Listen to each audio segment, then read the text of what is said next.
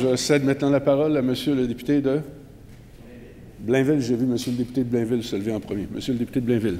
Merci beaucoup, Monsieur le Président. Ça fait plaisir de prendre la parole aujourd'hui sur le projet de loi 59 au nom de mon parti, la Coalition Avenir Québec. Ça fait plaisir de prendre la parole après que la députée de Montarville, ma collègue, ait fait un si beau discours.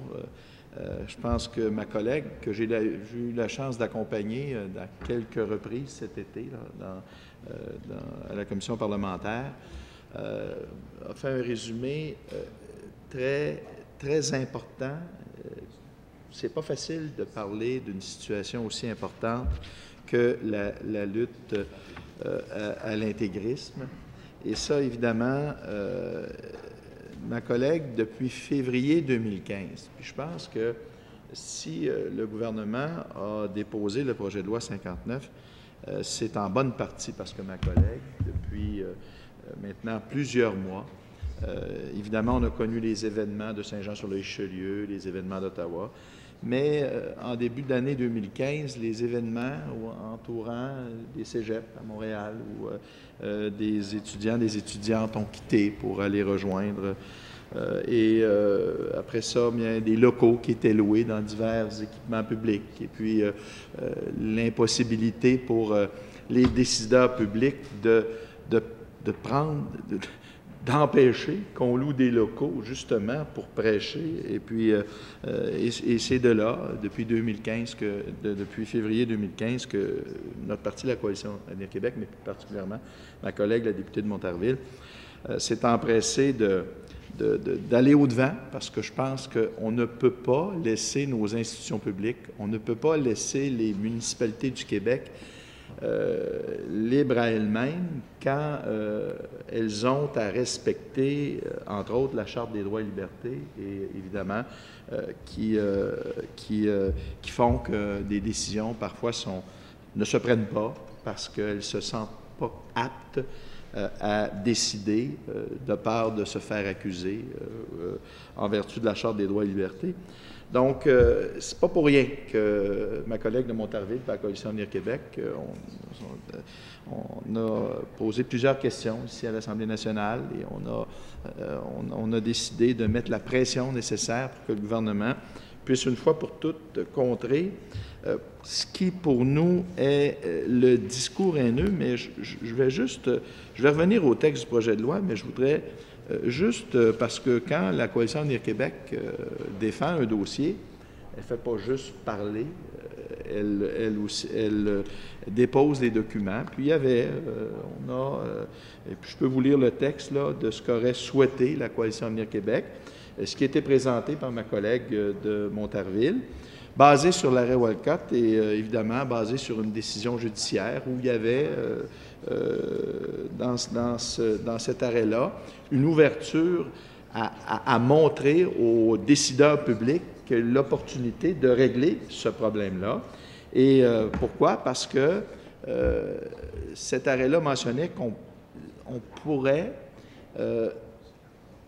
notamment quand on parle des enseignements et des prêches, les propos haineux pourraient être on pourrait faire une législation pour empêcher ces enseignements dans une lutte, évidemment, à l'intégrisme religieux et à la radicalisation et à l'endoctrinement.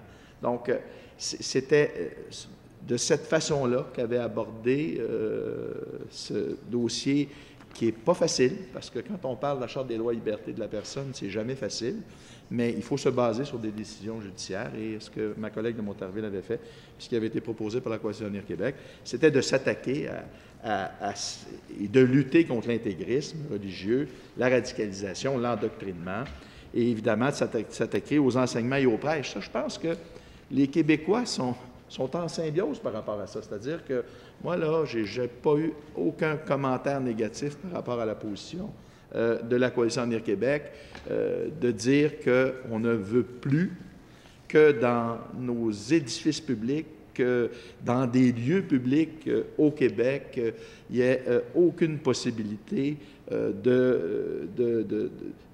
d'y avoir des enseignements, des prêches sur des propos haineux susceptibles d'inciter à la violence et à l'hostilité. Moi, je pense que de lutter contre l'intégrisme religieux, puis la radicalisation, puis l'endoctrinement, je pense que tout le monde est favorable à ça. J'ai beaucoup de difficultés à comprendre qu'on ne puisse pas être d'accord avec cette façon ce concept-là de lutter contre l'intégrisme religieux. Mais là, évidemment, vu qu'on est dans la religion, le diable est dans les détails, c'est comme ça. Et arrive le projet de loi 59. Et là, évidemment, puis, comme je vous dis, Monsieur le Président, j'ai eu la chance de participer à 2 journées d'audience ou des témoins, puis ma collègue de Montarville a très bien exprimé ça, de tous les... Je pense que... Oui, puis on avait, si un temps soit peu, là, tous les horizons étaient représentés à cette commission parlementaire-là. Et c'était, pour moi, là, qui n'est pas un spécialiste du droit, là, je suis notaire de formation, mais je ne suis pas avocat, là, donc de la plaidoirie ou quoi que ce soit, c'est intéressant de voir des témoins de tous les horizons qui viennent donner toutes les positions, mais qui se basent sur un texte, pas celui que je vous ai lu tantôt, là, qui était celui de la Coalition Avenir Québec, qui parlait nul ne peut tenir publiquement des enseignements, des prêches, des propos haineux susceptibles d'inciter à la violence et à l'hostilité. C'était pas ça le texte. Le texte, c'est la présente loi a pour objectif d'établir des mesures de prévention et de lutte contre les discours haineux et les discours incitant à la violence.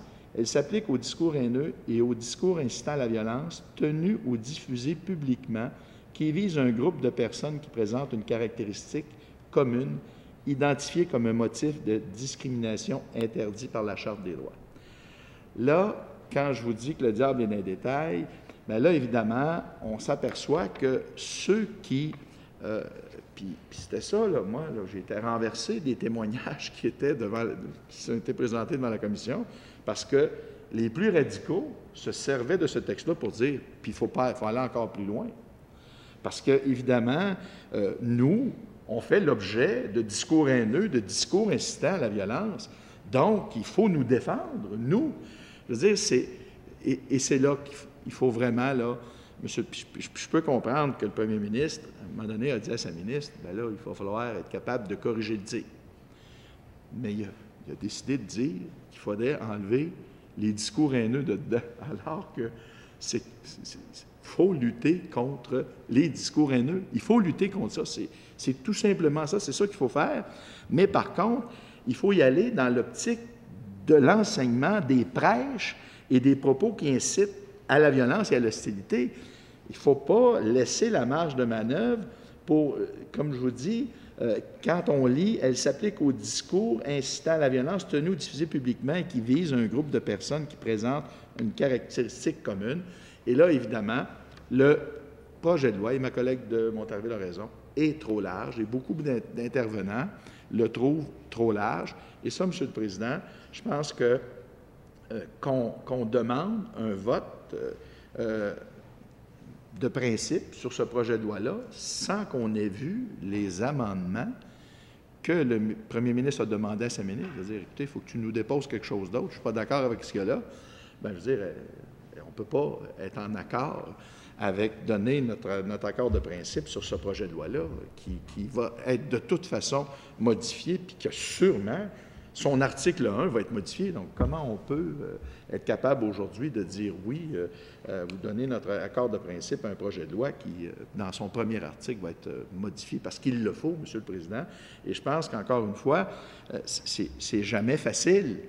Mais pour nous, puis vous avez entendu, là, bon, je pense que l'opposition officielle a le même discours, c'est-à-dire que c'est plus facile pour nous de dire qu'on ne peut pas donner notre accord de principe sur ce projet de loi-là tant qu'on n'a pas vu, évidemment, les amendements qui sont déposés par le gouvernement et qui pourraient, en sa face même, changer l'article 1 même du projet de loi, là, parce que tout se base sur l'article 1, parce que par la suite, puis là, je vais aller à l'article 3, parce que ça aussi, l'article 3, toute personne qui a connaissance de la tenue ou de la diffusion d'un discours haineux ou un discours incitant à la violence peut le dénoncer.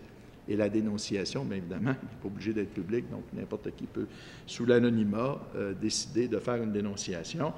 Donc, à quelque part, là, il faut... c'est trop important pour qu'on ne puisse pas aller au fond des choses, M. le Président. Puis ça, là-dessus, j'en fais foi parce que, étant porte-parole aux affaires municipales, ma collègue a, depuis, même avant que j'arrive ici, en ce Parlement, en 2014, la Coalition Avenir Québec, décriait le fait que des organismes religieux bénéficient des crédits, entre autres, des crédits fiscaux, entre autres, des crédits de taxes municipales et scolaires. Et évidemment, moi qui est issu du milieu municipal, ancien président de l'Union des municipalités du Québec, je vous dirais que les villes au Québec sont pris avec ce problème-là, finalement, des organismes religieux qui se créent là, à la queue leu-leu. Dès que tu es un organisme religieux, puis un organisme sans but lucratif, puis que tu as une mission religieuse, c'est exempt de taxes. Il y a eu un resserrement, souvenez-vous, parce que là, c'est les lieux de culte seulement, mais là, il faut penser que dans des lieux de culte, il n'y a pas juste l'endroit, là. Il y a même certains endroits qui sont des terrains beaucoup plus vastes qui, maintenant, sont des lieux de culte. Donc, je peux comprendre quand ma collègue, qui a senti, quand la ministre a demandé au maire de Montréal, bien là, notre collègue de la deuxième opposition revient toujours. Qu'est-ce que vous en pensez? Ma collègue était nerveuse. Elle avait peur que le maire dise « Ah, ça n'a pas de nom. » Bien, au contraire, il ne fallait pas qu'elle soit nerveuse. Le maire de Montréal a dit « Écoutez, il faut mettre fin à ça. C'est effrayant. » Puis ça finira jamais, là, parce que je m'étais amusé, étant donné que je suis dans le milieu municipal. Je suis allé faire un voyage aux États-Unis pour regarder, à un moment donné, dans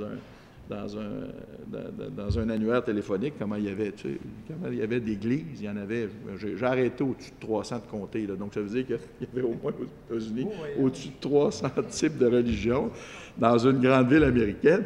Donc, inévitablement, là, nous, on a peut-être une 60aine, 70, mais écoute, laissez-les aller. Ils vont réussir à atteindre 300. C'est comme ça que ça arrive. Il n'y a aucun problème avec ça. Sauf que je pense que il faut mettre fin, puis ma collègue, à juste titre, trouvait ça intéressant de dire, bien, écoutez, pourquoi qu'on ne profite pas de ce projet de loi-là pour justement mettre fin à ces paradis fiscaux, parce que c'est un paradis fiscal, finalement, là, que tu aies la possibilité d'avoir un lieu de culte, puis que tu ne paies pas puis en plus, que tu puisses faire de l'endoctrinement, puis écoutez, quand on se parle bien gentiment, je pense que ça n'a aucun sens, puis tout le monde va en convenir. Pourquoi on n'est pas capable de s'entendre autour d'un projet de loi et dire, écoutez, là, ça n'a aucun sens que des organismes religieux puissent bénéficier de crédits de taxes municipales et scolaires, et puis que des organismes qui font de l'endoctrinement, des gens qui peuvent qui font des enseignements puis des prêches puissent utiliser des endroits publics, puis qu'on puisse mettre mal à l'aise les villes, puis qu'on dise au gouvernement, bien là, c'est aux villes de prendre la décision, mais il n'y a rien de pire que ça. Les villes vont vous dire qu'on est pris avec la Charte des droits et libertés. Donc, puis encore une fois, il faut penser que, pour certains, n'oubliez jamais qu'il y a 1100 municipalités au Québec, là.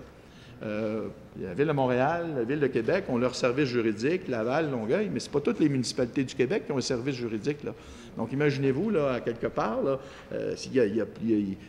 tous ces prédicateurs-là, puis évidemment, ces prêcheurs et ceux qui font des enseignements religieux, qui évidemment, qui sont des radicaux, puis qui font de l'endoctrinement de nos enfants, bien, auront beau aller. Il y a plusieurs, là, c'est les grandes villes, peut-être, comme je vous disais, se défendre avec leur contentieux, mais ce n'est pas toutes les villes qui en ont au Québec, dans les 1100. Et encore une fois, il y a trop d'exemples dans la société au cours, je vous dirais, des 5 dernières années. Ce n'est pas quelque chose là, qu'on peut dire que ça fait juste un temps. Je pense que l'intégrisme radical, en tout cas, moi, je souhaiterais bien que ça soit éliminé, mais je ne pense pas que c'est quelque chose qui est présentement. Puis ma collègue le soulignait aujourd'hui, justement, judicieusement dans une question, quand on reçoit des envois de l'Arabie saoudite dans nos bibliothèques pour qu'ils nous envoient des livres, justement pour prôner cet intégrisme et cette radicalisation, ben il y a comme un malaise dans le problème, M. le Président. C'est-à-dire que c'est quelque chose qui, là, ils peuvent se permettre ouvertement d'envoyer ça dans nos bibliothèques, puis en sachant très bien qu'il n'y aura rien qui va se passer par rapport à eux. Là. Tu sais, le Québec est une terre d'accueil, c'est ça que ça veut dire pour eux. Là. Donc, il faut que ça arrête. Il faut arrêter de laisser ces gens-là profiter de notre largesse parce qu'on est ouvert sur le monde. Moi, je veux bien.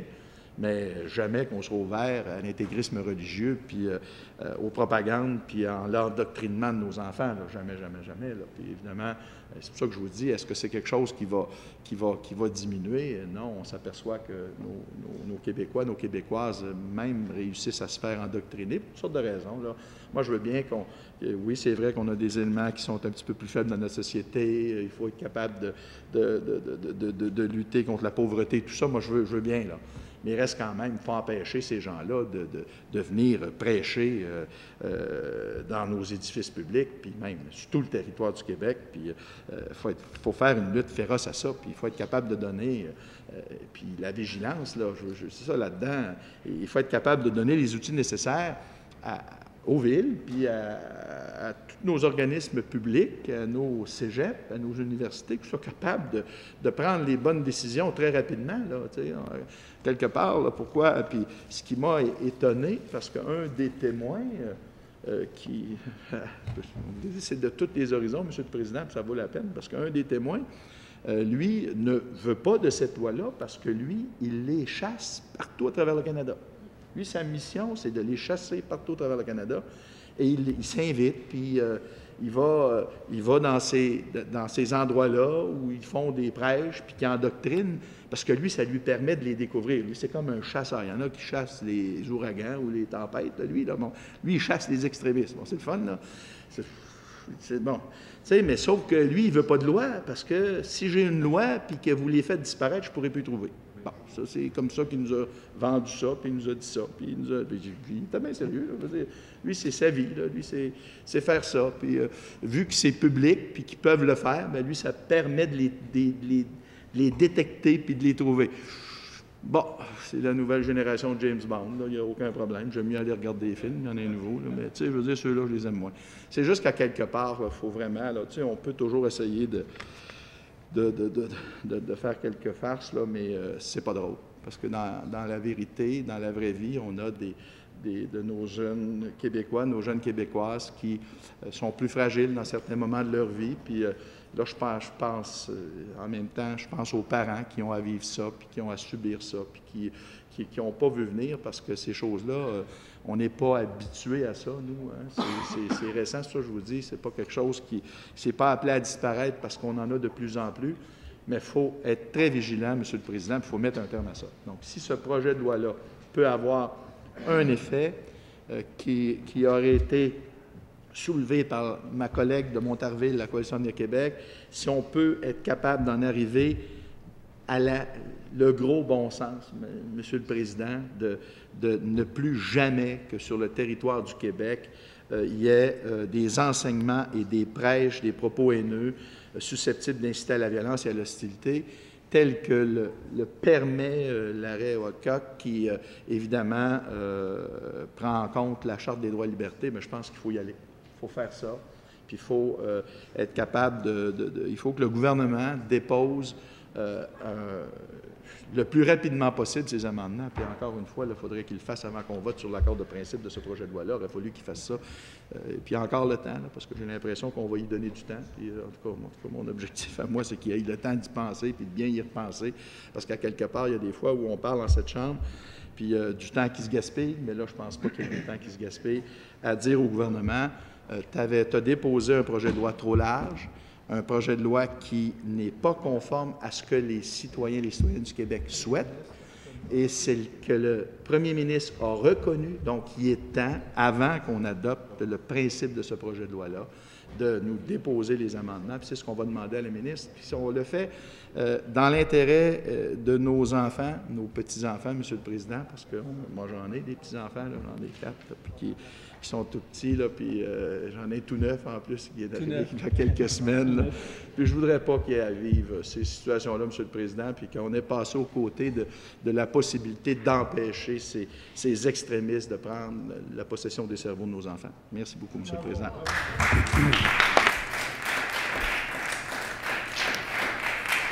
Alors, merci à vous, Monsieur le député de Blainville.